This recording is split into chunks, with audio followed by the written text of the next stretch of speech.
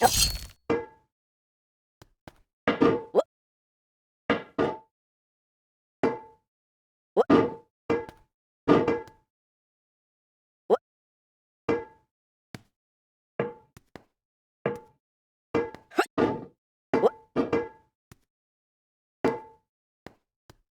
no feeling more intense than starting over.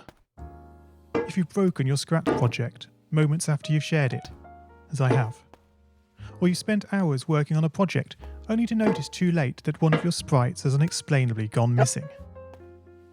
If you've made use of that difficult to name thing of thing block within the sensing category, amazingly useful but capable, due to a Scratch bug, of leaving you crying as it dumps all your scripts in one big unordered heap. If you've made real progress coding a game over the course of the week, only to come back the next day to discover you weren't even logged in, nothing has been saving.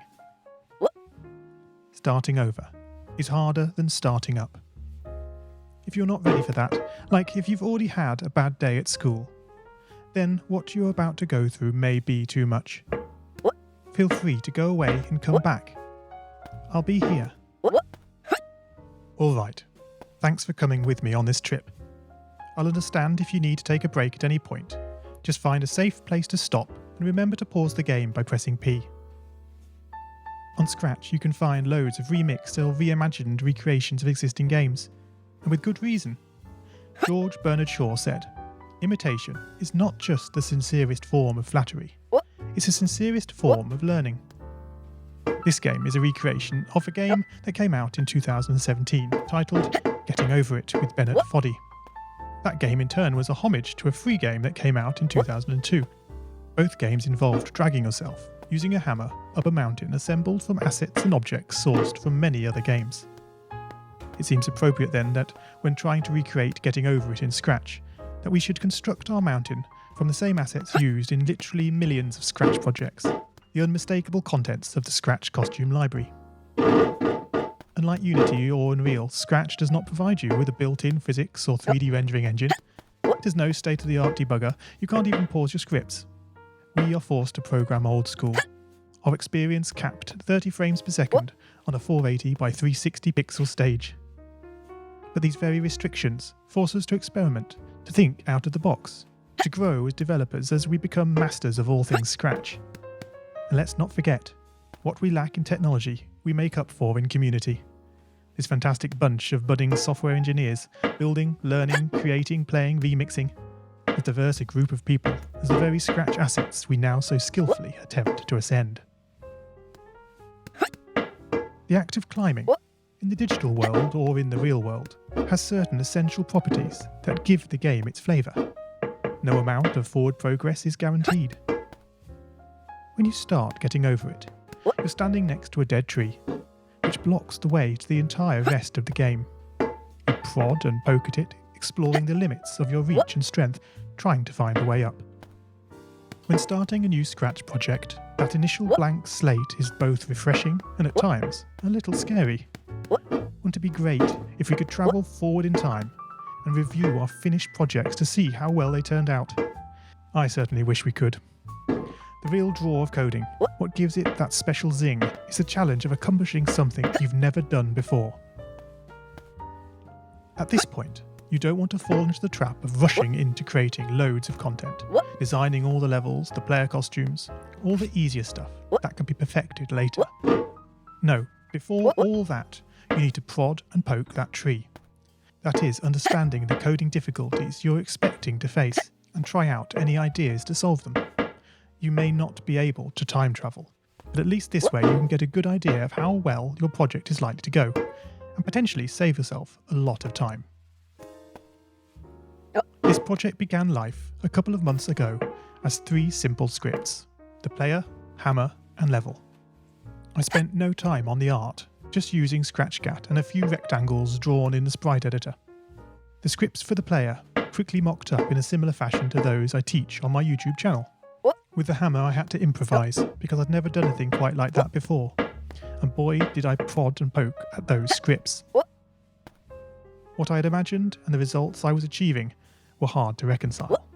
The hammer and the player sprites would get stuck in the walls and ground, shake and jiggle and clip up to the top of the screen. Worst of all, when I tried the bread and butter action of lifting the player up upon the hammer, any tiny movement would throw the player into a crazy up and down motion as if bouncing upon a possessed pogo stick. Things don't always turn out as you want them to, and sometimes it's good to take a break.